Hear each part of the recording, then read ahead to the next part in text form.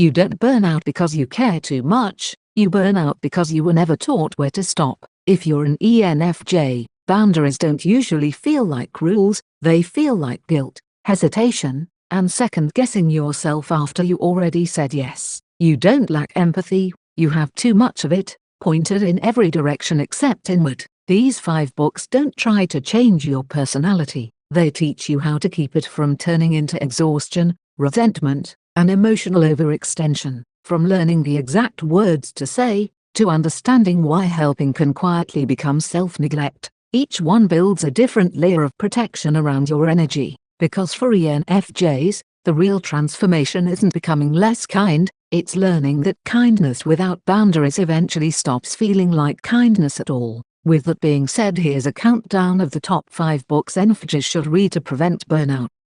5. The Book of Boundaries, Melissa Urban. This book fits ENFJs because it turns boundaries into simple, repeatable language instead of emotional debates. ENFJs often know they need boundaries, but struggle in the moment when someone pushes back or expresses disappointment. This book helps by giving direct scripts that reduce overthinking. It also reframes boundaries as self-care that doesn't require justification or emotional over-explaining. That's important for ENFJs because they tend to soften their no with explanations that can reopen negotiation. The structure here helps remove that pattern. The strength of this book for ENFJs is its practicality. It focuses less on theory and more on what to actually say, which is where ENFJs usually get stuck. 4. Codependent No More, Melody Beattie. This book connects strongly with ENFJs because it addresses over-responsibility in relationships. ENFJs often feel emotionally accountable for other people's stability,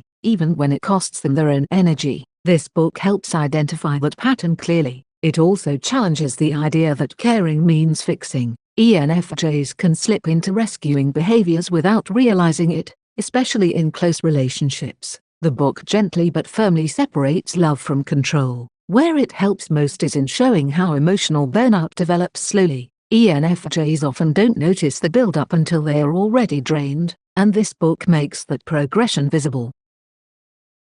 3. Not Nice, Aziz Gazipura. This book is especially useful for ENFJs because it confronts people-pleasing directly. ENFJs often prioritize harmony, sometimes at the cost of their own honesty. This book challenges that habit head-on. It reframes discomfort and conflict as necessary parts of authentic relationships. For ENFJs, this is important because they often associate disagreement with emotional rupture. The book helps rewire that belief. It also encourages gradual exposure to saying no, which is key for ENFJs who tend to avoid sudden confrontation. Instead of changing everything at once, it builds tolerance for small acts of boundary setting. 2. Boundaries, When to Say Yes, How to Say No, Henry Cloud and John Townsend. This foundational book works for ENFJs because it explains the structure behind boundaries, not just the behavior. ENFJs often operate from empathy and intuition, but struggle with defining where responsibility ends.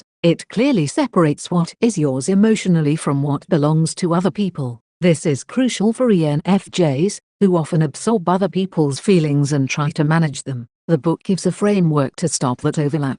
It also shows how weak boundaries can create long-term relational strain, even when intentions are good. For ENFJs, this helps shift the mindset from being helpful to being sustainable. 1. Set Boundaries, Find Peace, Nedra Tawwab. This book is especially aligned with ENFJs because it translates boundaries into real-life conversations. ENFJs often understand emotional dynamics well but struggle with wording things clearly in the moment. This book solves that gap. It also normalizes guilt, which is a major emotional trigger for ENFJs when they start saying no. Instead of interpreting guilt as a warning sign, it reframes it as part of growth and adjustment. What makes it especially effective is its focus on consistency rather than intensity. ENFJs don't need extreme personality changes,